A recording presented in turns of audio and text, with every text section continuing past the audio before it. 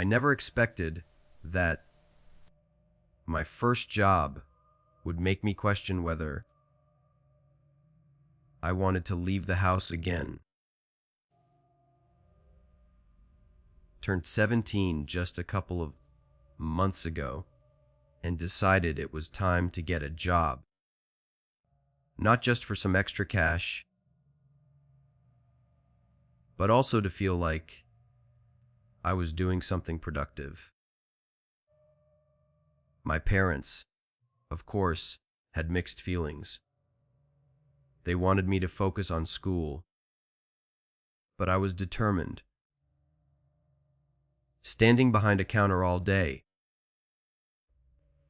doing nothing, while customers picked up their orders, seemed like a form of punishment worse than homework itself. Delivery felt different. You were out there in the world, alone, responsible, yet strangely in control. On paper, being a pizza delivery driver seemed simple. Pick up the order, drive, drop it off, get a tip, repeat. But the reality of it, well, it had a way of creeping into your mind. When you were alone on those long, empty roads at night. It was a Saturday. The kind of night that made you thankful for being busy because the streets were quiet, the storm overhead painting, everything in shades of gray and black. Thunder rolled softly in the distance, while lightning occasionally split the sky, casting fleeting shadows across the town. Most people stayed in when it rained like this, so our store stayed busier than usual. Tips were better too, since everyone wanted food delivered to the comfort of their homes. By 11 o'clock, things finally slowed down. I walked into the shop, grateful for the rare moment of calm. The fluorescent lights buzzed above me, reflecting off the greasy floors. The other delivery guys, mostly older, seasoned employees in their 30s and 40s, were chatting and sipping coffee, occasionally glancing at the register. A few college kids hung around too, but they weren't working tonight. Somehow, it felt like the world outside had melted away, leaving only me, the hum of the store, and the storm pounding outside. And then the order came in. I didn't recognize the street name. GPS said 20 minutes away. Fine. I grabbed the pizza, slipped it into the heated bag, and got into my car. The streets were quiet, eerily quiet. No other cars, no stray dogs barking. Just the rain and the occasional flash of lightning, illuminating empty houses. I liked it at first. There was a peacefulness to it. Driving late at night, and only your headlights cutting through the darkness was almost meditative, until it wasn't. The neighborhood was what you'd call remote suburban. Large houses, hidden behind tall trees. Long driveways connecting to the main road. Most had lights on, but some didn't. That's when The hair on the back of my neck started to rise. The GPS directed me down one of those long driveways. At the end, I parked in front of a large older home. Not a single light on. I grabbed the pizza, checked the address, and froze for a second.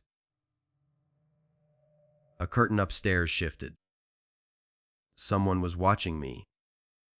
I'd seen it before.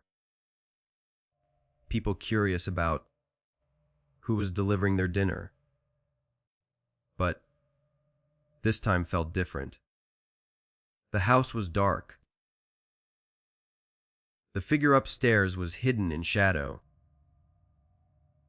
I couldn't make out a face. My stomach sank. Still, I reminded myself, it's just a house, just a delivery. Don't overthink it. I stepped out and walked toward the porch. Then I noticed it. Another pizza box. From a different shop I barely knew existed. It was soggy, like rain had already soaked it. No cars in sight. Had it been sitting there for hours? My unease grew. I knocked. Nothing. I knocked again. Still nothing. Pulling out my phone, I called the number on the order. Ringing. The sound echoed inside the house. Someone was definitely there. Yet no one answered. And then I heard it. A voice. Bring behind the front door. Door's broken. Bring it around to the side porch.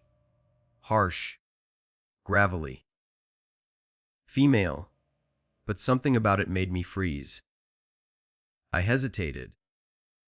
A part of me wanted to argue, to leave the pizza on the porch and drive off. But I needed the payment. Reluctantly, I followed the instructions. The side door was a disaster. Cobwebs, dirt. A broken outdoor light. No overhang to shield me from the rain. My shoes soaked instantly as I walked. I tried the handle, locked. Worn, rusted, nothing. I paused, listening. The storm drowned out most sounds, but I could swear something else was out there. Waiting. My pulse quickened. Every instinct screamed at me to leave. But another part of me, a stubborn, just do your job, part, kept me there. I placed the pizza down carefully, trying not to make a sound. Then movement. Not inside, but among the trees. Something, or someone, shifting just out of sight. My breath caught. I grabbed the bag and bolted back to my car. The rain lashed against my windshield as I slammed the door. Heart hammering. I didn't look back. I drove fast, the storm blurring everything. My mind racing with possibilities. The abandoned pizza box on the porch. Maybe it was another delivery gone wrong. Or maybe someone had planned this. Maybe it wasn't about pizza at all. When I returned to the shop, my hands still trembling, the old guys raised an eyebrow. Everything okay? One asked. I just nodded. Too shaken to speak. I never went near that street again. Even now, Sometimes when it storms at night, I picture that house,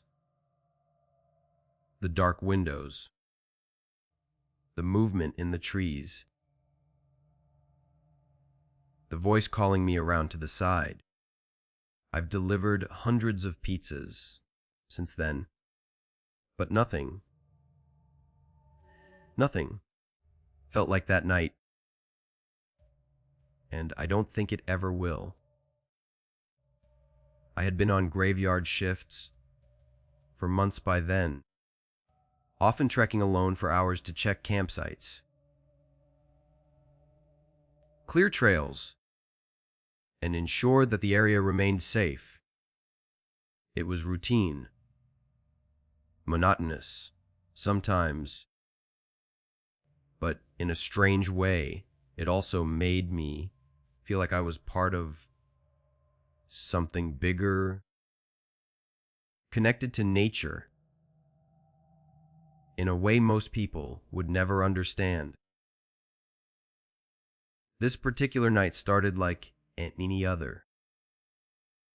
I had spent the afternoon cleaning up a remote campground, picking up trash, and making sure fire pits were safe. I hiked the last portion of the trail on foot, leaving my ATV behind, because the terrain had become too rugged. The sun had already dipped below the horizon, leaving the forest cloaked in darkness. By the time I reached the lodge, the small, solitary building that served as our base, I was soaked. Rain had begun falling steadily, mist rising from the forest floor. I brewed a coffee, jotting down notes about campsite conditions, enjoying the brief warmth inside the cabin. The lodge had only the bare essentials: a wood stove, a desk with a heavy-duty radio, and a single cot tucked in the corner. Out there you learn to appreciate simplicity. And then the radio clicked. A voice broke the silence, hesitant, almost reluctant. Another ranger, stationed miles away, asked if I had seen anyone at the campground earlier. I shook my head. No tents, no footprints, no sign anyone had been there. There was a long pause, 30 seconds that felt like minutes, before he spoke again. Apparently, the station had received a satellite SOS ping from someone in my exact area. No text messages. I no follow. Ups, just a single, desperate signal. I grabbed my raincoat, heavy flashlight, the UD lamp, bracing myself for the storm. The other ranger gave me coordinates, roughly 2 miles up the trail, but with only one ping. They had no idea which direction the person had gone. The thought of walking alone through the forest in a downpour didn't thrill me, but there wasn't much choice. If someone genuinely needed help, I couldn't ignore it. The trail was treacherous. Water pooled in the dips, mud slicked over roots and rocks, and the storm pounded my back. Branches whipped against my face, and I cursed under my breath every few steps. My headlamp cut narrow cones of light, illuminating patches of ferns twisted tree trunks, and the occasional puddle. Each step was deliberate, careful, but the sound of distant thunder made every crack of a branch feel like it was right behind me. After almost 5 minutes, I reached the area near the SOS ping. The forest was oppressive, the rain unrelenting, and that's when I saw him. A man standing just 10 feet off the trail, soaked to the bone, his long hair plastered to his face, eyes wide and vacant. No jacket, no backpack, nothing. Just standing there, staring. "Park ranger! Are you okay?" I shouted, my voice cracking against the storm. He didn't respond.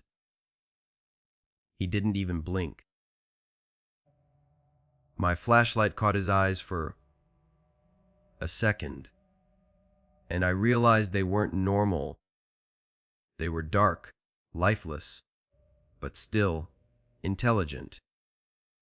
I waved him over, urging him back to the trail. My voice echoed off the wet trees, but he bolted deeper into the forest instead. I froze, my heart thundering in my chest. What had I just encountered? A lost hiker, someone mentally unstable, or something far worse? Before I could decide, another SOS ping came through. Same device, same area, only now a quarter-mile east of the last ping, the direction the man had fled. It became clear. This wasn't an accident. He had intentionally lured me out here, isolated, into the storm. My pulse quickened as my rational mind fought panic. Every step I took deeper into the forest felt like walking into a trap. I scanned the ground with my flashlight. Then I saw it, a small device glowing faintly in the mud. Orange, rectangular. My stomach dropped. The SOS messenger. But where was he? The man who had used it was nowhere in sight. And then, the footsteps. Rapid, heavy, coming from my right. He bolted toward me. Not cautiously, not seeking help, but like he intended to tackle me to the ground. I stumbled back, heart hammering, adrenaline surging. His eyes, those lifeless, dark eyes, locked onto mine, and something primal inside me screamed to run. I ran. Mud and roots tore at my legs. Rain blinded me. Lightning illuminated his figure only briefly, and enough to make my stomach churn with terror. Every instinct screamed, "Don't stop. Don't look back." I called out over the walkie to the other ranger, my voice shaking. "It's a setup. He's dangerous." Eventually, after what felt like hours but was only minutes, I reached the lodge, locked the door, collapsed inside, shaking, soaked, alive, but barely. Morning brought light, visibility, and relief. The search team found the SOS messenger exactly where I had last seen it. But the man, gone, No tracks, no gear. Nothing. Even now, I replay that night in my mind. The storm. The isolation. The eerie darkness of those eyes. I still wake up sometimes, heart racing, thinking about what might have happened if I hadn't. The road trip horror. I had been on a road trip, heading from a small town in Maine, all the way to the Midwest. It wasn't well planned. Family matters had drawn me out there, and I was trying to catch up on time. Normally, I'd fly, but this time, I was driving. By the second day, I realized I was behind schedule. Every stop for gas, meals, or rest had eaten away at my progress. I decided to drive through the night, thinking I could make up the distance. The Midwest stretches on endlessly. Flat, straight roads, nothing but fields and forests on either side. It was quiet, too quiet. As night fell, the weather shifted. Rain came softly at first, then grew into a relentless storm. Winds howled across the plains, and thunder shook the empty highway. I usually didn't mind driving in the rain, but this felt different. Dangerous. Isolated. I pulled off at the next rest stop, hoping the storm would ease. The lot was empty, no other cars, no people. I ran inside to use the restroom. Clean, quiet. Perfectly normal. I locked the door behind me, thinking I was safe. When I got back into the car, I leaned back and tried to relax. I must have dozed off, because the next thing I remember is a bright flash and a deafening thunderclap that shook my car. I jolted, heart pounding. I checked the time, 1:20:05 m. The storm was worse now. Rain lashing at the windshield. I turned slightly and froze. One of the back doors, the passenger side, was slightly ajar. Water was dripping onto the seat, soaking everything. I hadn't opened it. I had locked the car.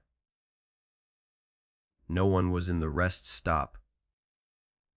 No one had arrived. My mind raced. Someone had opened my door while I was asleep. Had they been watching me? Waiting. Nothing was missing. The car was untouched, except for the door. Someone had been close enough to inspect it silently, unseen. I didn't linger. I started the car and drove cautiously back onto the highway, heart hammering. My eyes scanned the stormy darkness, watching for any movement. 20 minutes later, I found a small gas station, alone and dimly lit. I parked in front, hoping to wait out the worst of the storm. The place looked deserted, though I wasn't sure if it was closed or vacant. As I sat there, trying to calm my racing heart, I noticed another car. Dark black, tinted windows, headlights off parked a few spaces away. I hadn't seen it arrive. My stomach sank. Then I saw him. A figure standing by my car window. He moved the instant our eyes met, disappearing behind my vehicle. And then the unmistakable sound.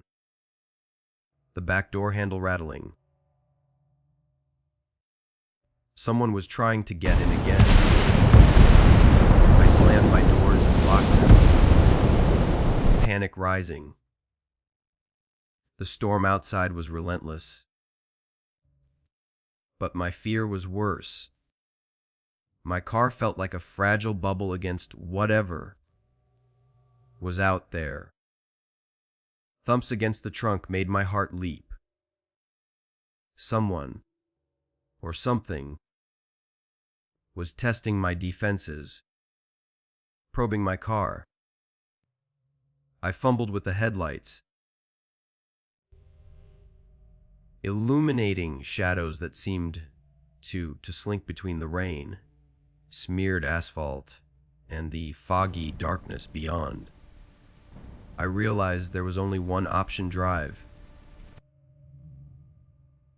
Carefully, slowly, I eased the car forward, keeping my eyes peeled for movement. Every shadow could be him. Every flash of rain could hide a figure.